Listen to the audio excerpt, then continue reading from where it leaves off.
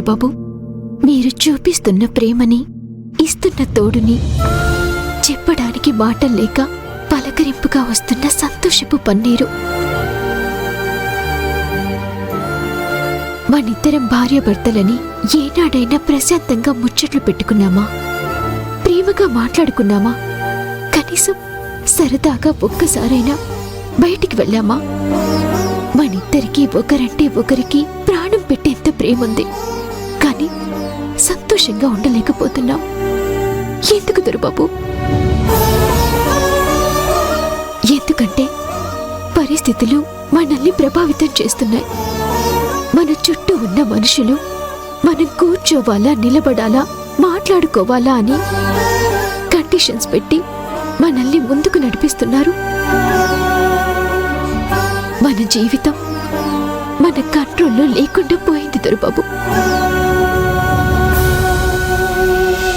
ఇది నేను ఆవేశంతో చెప్పడం లేదు, ఆవేదనతో చెప్తున్నా.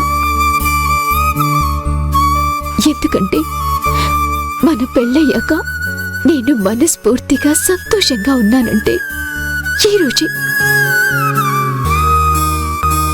అమ్మవారి పూజ చేసి నీ ఆశీర్వాదం తీసుకున్నా. భర్తగా మీరిచ్చిన డబ్బుతో అమ్మవారి రూపు కొనుక్కున్నాం.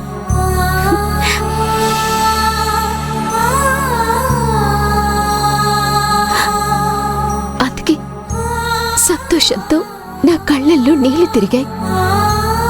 నేనిలా మాట్లాడానని తప్పుగా అనుకోకండి దొరబాబు.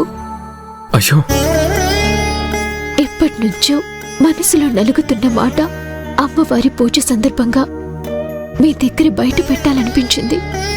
ఇందులో తప్పుగా అనుకోవడానికి ఏముంది జ్యోతి? నీ మనసు నా మనసు వేరు కాదు కదా. నీకు నా వేదనే నాకు ఉంది, కానీ ఏమీ చేయలేని పరిస్థితి. నీకు క్షమాపణ చెప్పుకోవడం తప్ప అమ్మని ఎదిరించి నీ వైపు అడుగు వెయ్యలేని దుస్థితి. మీరు నాకు సారీ చెప్పడం ఏంటి దొరబాబు? మీ మనసు నాకు తెలీదా? మీకోసం, మీకు దగ్గరగా ఉండటం కోసమే కదా నేను అవమానాలు భరిస్తూ ఇక్కడ ఉండేది. ఒక్కోసారి ఒంటరిగా కన్నీళ్లతో, ఒక్కోసారి అయిన వాళ్ళ దగ్గర స్వచ్ఛమైన మనసుతో బాధని బయట పెట్టకపోతే ఆ భారం మోయలేక గుండె పగిలిపోతుంది దొరబాబు. అందుకే చెప్పాను.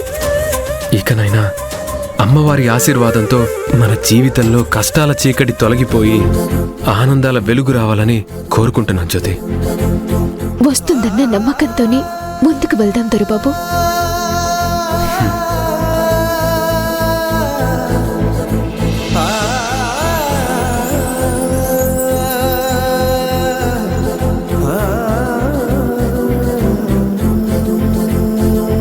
ఈ డాలర్ని మీ చేతులతో నా తాలిబొట్టు కట్టండి దొరబాబు. మీ ప్రేమకి గుర్తుగా ఇది ఎప్పుడు నా గుండెల మీదే ఉంటుంది. గుండెల్లో మీరుంటారు.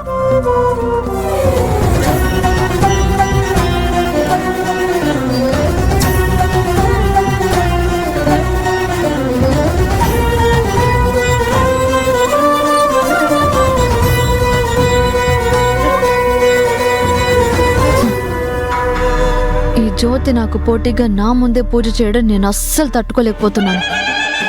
ఈ విషయం వెంటనే నీలాంబరి ఆంటీకి ఫోన్ చేసి చెప్పాలి.